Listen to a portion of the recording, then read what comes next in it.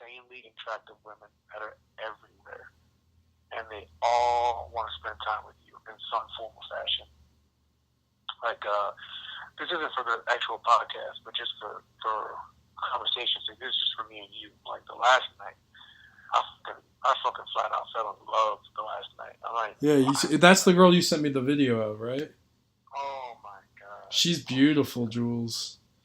like, So is that? I mean, you loved your whole trip, obviously, but is that part of the reason why you're going back so soon? Is because you want to go see her again? yeah, I'll tell you straight out. If I could have found her the first day that I got there, I would never would have dealt with any more girls. Right. I would have rather spent the rest of my time with her than have the threesome that I had on the third night. It's fucking beautiful. We've been talking every day. Really? Since I got. Does she know? Does she speak English? Okay, or are you doing the Google Translator? Yeah, she speaks. No. She speaks pretty good English. Like she's Haitian, but she speaks like she speaks French, some type of patois. She speaks as well. Obviously Spanish, English. So it's like a fusion that she speaks. So it's the sexiest shit ever.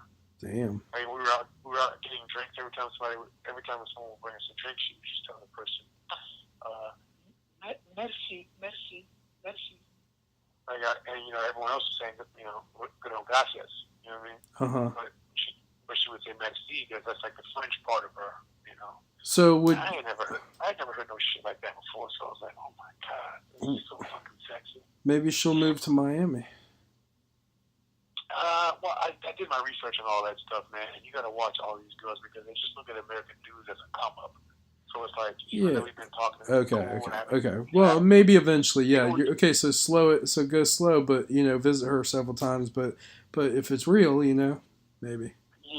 Yeah, but you never know. A lot of these girls are hustle. Even there's been dudes who, they even get married, everything's going great, and like I guess like after 2 years you can get your divorce. And like say you file for divorce and then you get half, and like getting half of somebody's U.S. dollars to go back to the Dominican Republic makes you like rich, back home. Right. Everybody's trying to take care of their families, so they look at a lot of dudes as a come up. They look at a lot of dudes as a hustle. So you have to proceed with caution. With a whole lot of caution. And the only reason I'm so talking to this girl is because the entire time we've been dealing with one another, from the time that we met until today, she has not asked me for $1. Not one. Everything's just been off of our interactions with her. It's been off of our vibe. It's been off of our energy. You know what I mean? And I've already told myself that the day that she asks me for money is the day that we stop talking. Because that means, she has an ulterior motive. So let me tell you how we met, which is a really cool story. So before I'd gone to Wachula. This is around the hurricane. What was the hurricane that hit Miami? Which one was the one that? It's so funny. My mom was having the same. Oh no, my mom was having a hard time remembering Harvey yesterday, but no, Irma, right?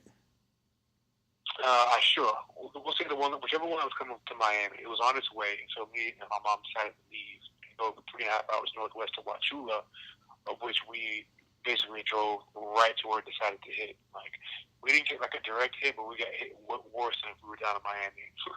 And we had power go out longer than if we were in Miami, in the location that we were at. Go figure. But so in the midst of that, I had been in contact with this girl. Her name or Angela is her name, on that app that I was telling you about. So I got her number, and we had like a quick little discourse back and forth, little discussion back and forth, and then everything got crazy. I was like getting water, getting gas. I was like trying to get out of town. I was putting up storm shutters and shit, and I kind of lost contact with her real quick. And then I had been in contact with so many females. I was like, you know what? My hands are already full. I just moved. She's really, really pretty, really, really fine, but I got too much going on right now, so I can't deal with it. Not to mention, I was like trying to conserve energy because the power's about to go out. I couldn't fuck with my phone. I only had so much backup power, so I kind of lost contact. So we go into this place called City Lights, right? It's like a Haitian nightclub, and we go in there, and people are like, yo, who are these guys? You know, they're not from around here. Obviously, they're tourists, blah, blah, blah. But they're with these guys, so they must be okay. But it's kind of like it brings more attention than you kind of want, but that attention kind of sometimes helps you a little bit, right? So, out of nowhere, someone just walked up to me, and I turn around, and it's this girl looks like a fucking angel. And she says, do you remember me? And I go, honestly, I don't, but I should. You know, what's your name? She goes, my name is Angela. You know, we met on this application, and so she pulls out her phone and shows me like my picture with my phone number on it. I go, oh my God, that's right. And then I realized she was a girl where I specifically said to myself, damn, she's the prettiest girl out of all these girls, but I can't deal right now. There's so much shit going on with the hurricane. And at the second I finished that thought, she goes, why you no get back in touch with me? Why you no call? Right? And I was like, oh man, so I explained to her the same thing with the hurricane. She's looking at me like, yeah, whatever, motherfucker, you know. But she had this huge smile on her face, and she's just fucking beautiful, man. I'm like, you know, sometimes you're talking to a girl and you're extra cool, you're extra suave and shit. And sometimes a girl is just so fucking stunning that you just like all the cool is knocked out of you. You just like standing there like a fucking idiot. And at that moment, I kind of felt like just a fool. Like, all right. And then I kind of gathered myself. Okay, gather yourself. You don't want to fuck this up. And she says, well, me and my friends, it's my girlfriend's birthday party. We're having a party over here in the corner. I work here as a bartender. This is my night off, and we're having a party. Do you want to come meet some of my friends? I'm like, sure. So I walk over there, and they're blowing out candles and taking pictures, and she's having a really good fucking time. So she introduced me to all her friends. She's like, look, we're getting ready to leave. We're gonna go back to my girlfriend's house and have a few more drinks, then we might go back out again. And you're like, well, where are you going? She's like, I don't know where we're gonna go, but you have my number, so just text me where you guys are gonna be at. Maybe we can meet up later on. I'm like, all right, cool. So they leave, and I immediately go to text her, and I realize I don't have the number. I never transferred it from my iPad to my iPhone. And I have no way to find it. I'm like, oh my God. Like, I'm literally like sick to my stomach because I know I'm leaving the next day and I just fucked up. You know, how do you track somebody down in a place that you don't fucking, you know, you're not even familiar with? Right. So Flacco was like, skinny guy's ready to go. He calls himself Skinny Guy. Skinny, Flacco, right? He calls himself Skinny Guy. Skinny guy, let's go, let's leave. You know, I want to go to this place called Playa Chiquito, which is like they call it like small beach casino, right? It's a half casino, half club. So we call Luis Miguel. Luis Miguel is there in 5 minutes. My driver, our driver. Hop in the bar, Luis Miguel takes it to Playa Chiquita. We get there, you know, give a little IDs, should go in. It's a little dusty bootleg casino. And I look to my left, and who comes fucking walking in the door? I'm like a fucking dream. Fucking angel. I was like, no fucking way. Holy shit. And she makes a beeline right out. She's like, you were supposed to, what happened to you? You lost my number again. You were supposed to text me, blah, blah, blah. And I started explaining to her the same thing I told you. I got to transfer my number. I'm so glad you're here. Oh my God, it's a beautiful dress, blah, blah, blah, blah. And she's just like grinning from ear to ear. And I look at Flacco like, all right, Flacco, get the fuck out of here, man. I need to operate right now. So Flacco leaves and he goes back in the club. And at this point, I'm certain that the corners of my mouth are touching my ears. And I'm smiling so big. I'm so excited to see this girl. You know? Welcome again. This is Student of Life, the game show. So that was my friend Jules via telephone telling me about his adventures in the Dominican Republic. Next up, we have an Uber driver, Lewis, tells us an interesting story about a rider of his that scared him.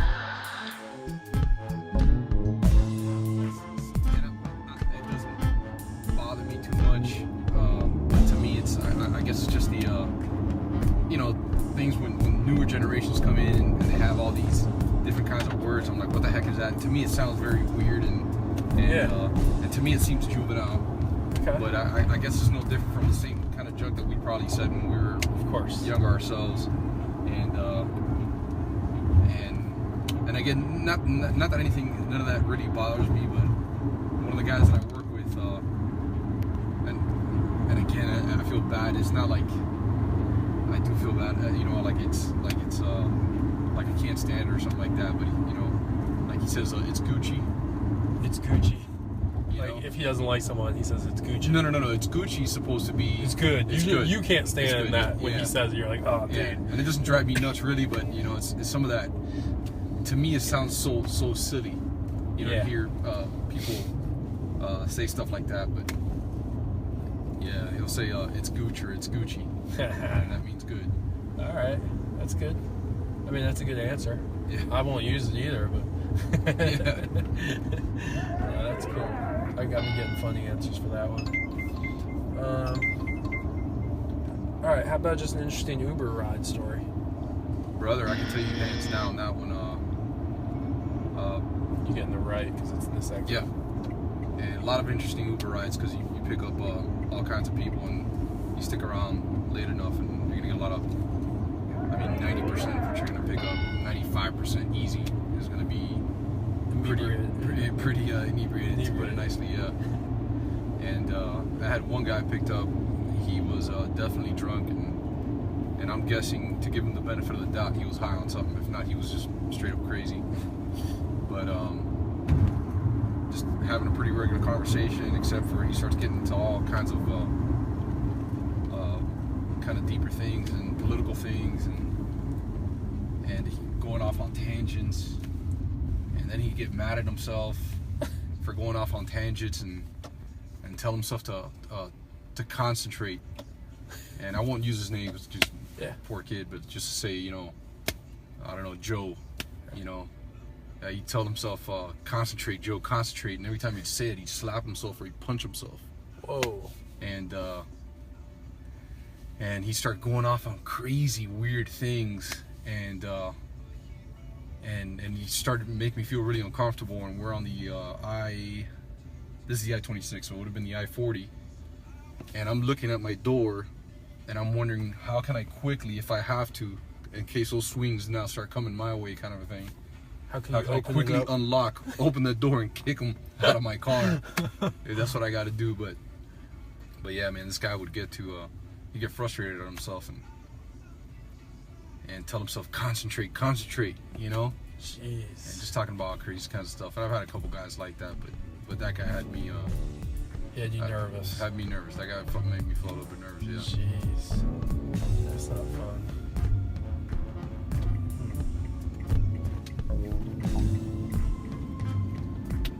So you can just get through this light and just kind of pull up here on the side.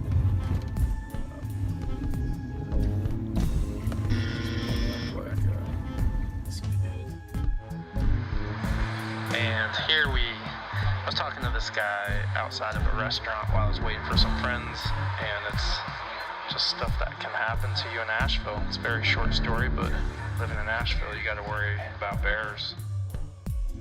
Last summer, I wasn't living at the place at the time. I was just like kind of crashing there. And my roommate, who's the pizza chef across the street, he doesn't have air conditioning on his side of the duplex. So he left his front door open, and he has a loft upstairs. And he came downstairs, and there was a mama bear and two cubs in the kitchen eating the cat food. And so he just like walks right by the kitchen, goes right out the back door, and like goes up the hill, and they're just like mowing down on like cat food. And then they come out, but they came back like 2 weeks later, and they like put their like front legs up on like the front door, like, we want your cat food kind of thing.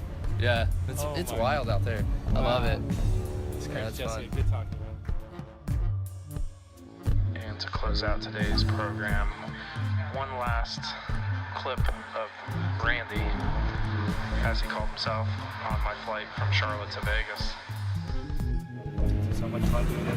Ladies and gentlemen, this is Captain Trent speaking. Number 3 for takeoff here at the end of the runway. Hope to have you in the air in the next 3 or 4 minutes. At this time, we'd like to ask our flight attendants to please prepare for takeoff.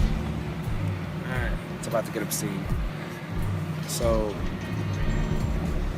that girl that I told you I went to Vegas with, I dated her for about 5 years. And shortly after that relationship ended, I met this other girl, Caitlin, on Tinder. Class act, of course.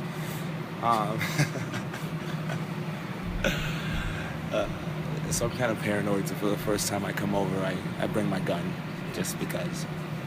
And, because you hadn't met her yet. Right. But kind of crazy chick. I could just tell from the back and forth on Tinder. Very. She was a very submissive girl. Very ended up being a nympho. What was that? It ended up being a very big nympho. Okay. This girl. So I kind of knew this going into it. So I get there. Anyways, I went there under the expectation this was going to be a very submissive little cock slut, which was the case.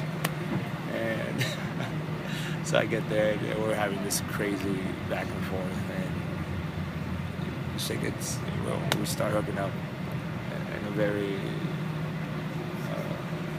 how should I phrase this, in a very intense and rough sort of way, to her liking, of course. But this bitch was so out there. I've never met anybody who's fucking, like, is over the top. Like how? More than me. I'm pretty over the fucking top. I mean, to her point, she couldn't scare me away with what she was trying to do. But so just to give you some background, this girl, her daddy issues victim. Her dad was beheaded by the fucking Mexican cartel over cocaine, like 20 feet away from their doorstep. So this whole thing goes into a downward spiral.